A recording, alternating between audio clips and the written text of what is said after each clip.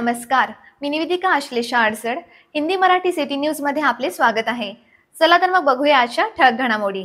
यवतमाळ येथील राखी कुटुंबांसाठी गौरी महालक्ष्मी व्रताच्या अमृत महोत्सवाची वर्ष खरोखरच प्रेरणादायी आहे.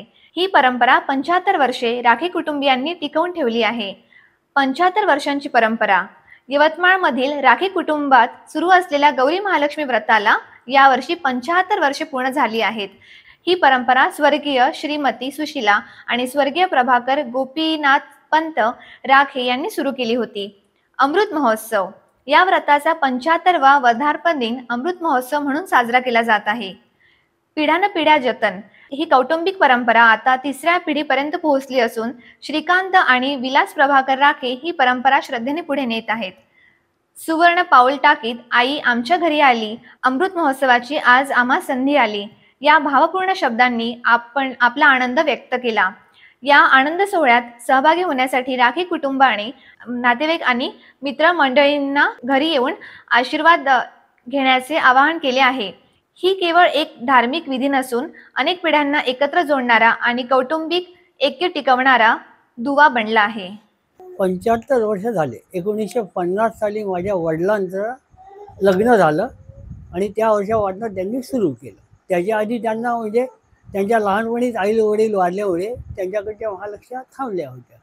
घराचं वातावरण म्हणजे आता तुम्हाला सांगायचं झालं तर 34 वर्ष कुडाच्या घरात बसल्या त्या, की लिटरली त्या पावसाळ्याच्या दिवसांमध्ये खाली ओल असायची आणि तिथे 4 जणांच्या वरती लोक जेवू नव्हते शकत.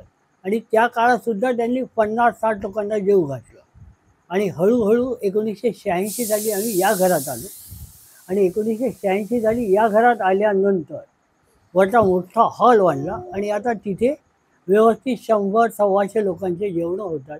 म्हणजे आमच्या वडिलांना ते सगळं पाहिल्यावर इतका आनंद झाला की या घरात आल्यावर आपल्याकडचं अन्नदान वाढलं असं ते म्हणायला लागले. राखी माझी व्याही आहेत. राखींची जी मुलगी आहे कात्यायनी, ही माझी सुनबाई आहे.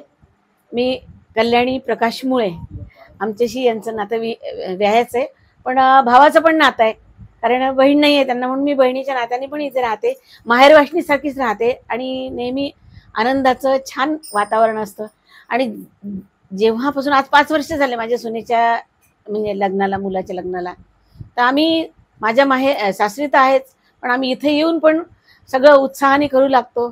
सगळं वातावरण छान असतं. खेळीमेळीच्या वातावरणामध्ये सगळ्या कार्यक्रम पार पडतो. आणि मी पाहिलेलं आहे की माझ्या मुलाचं जेव्हा लग्न झालं इथे, जेव्हा जावाई म्हणून आला, त्याच्यानंतर या घरात एक एक एक एक एक एक म्हणजे महालक्ष्मीच्या कृपेने चांगली गोष्ट घडत गेली.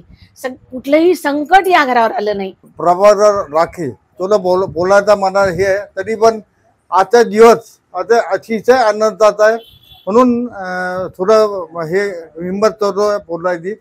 माझ्या वडिलांनी हा उत्सव सुरू केला. आम्ही 4 भाऊ, 4 भाऊ आम्ही सगळे एकत्र राहतो. हा पूर्ण उत्सव एका घरामध्ये सगळे एकत्र येऊन हा उत्सव साजरा करतात. आमच्या लेडी बाई, सुना, आमचे मुलं, नातवंड आज कुठे असतील तर या दिवशी आमच्या घरी येतात. हा उत्सव आम्ही खूप आनंदाने हा उत्सव आम्हाला एक उत्साह देणारा उत्सव आहे. मी या घरची लेक आहे. माझी ही 3री पिढी आहे. आम्ही दरवर्षी असा उत्साहात महालक्ष्मीचा सण साजरा करतो. सगळे एकत्र येतात, खेळीमेळीने राहतात.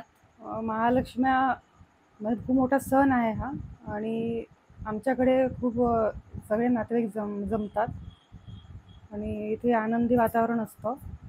आमचं 2021 मध्ये लग्न झालं. 2021 मध्ये लग्न झाल्यापासून मी दरवर्षी आमच्या सासूरवाडी तिथे येत असतो.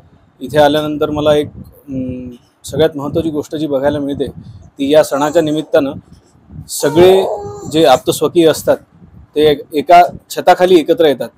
आणि आज या काळामध्ये सगळे एकत्र कुटुंब पद्धतीत राहताना पाहून खरंच वसुधैव कुटुंबकम ही जी आपली भारतीय संस्कृतीची भारतीय संस्कृतीचं जे ब्रीदवाक्य आहे ते कुठेतरी सार्थकी होताना दिसत आहे. आणि कुठेतरी आपलं जे मोदीजींचं आणि देवेंद्रजींचं स्वप्न आहे ते कुठेतरी पुढे जाताना दिसत आहे आणि भगवतीची कृपा तर आहेच. धन्यवाद.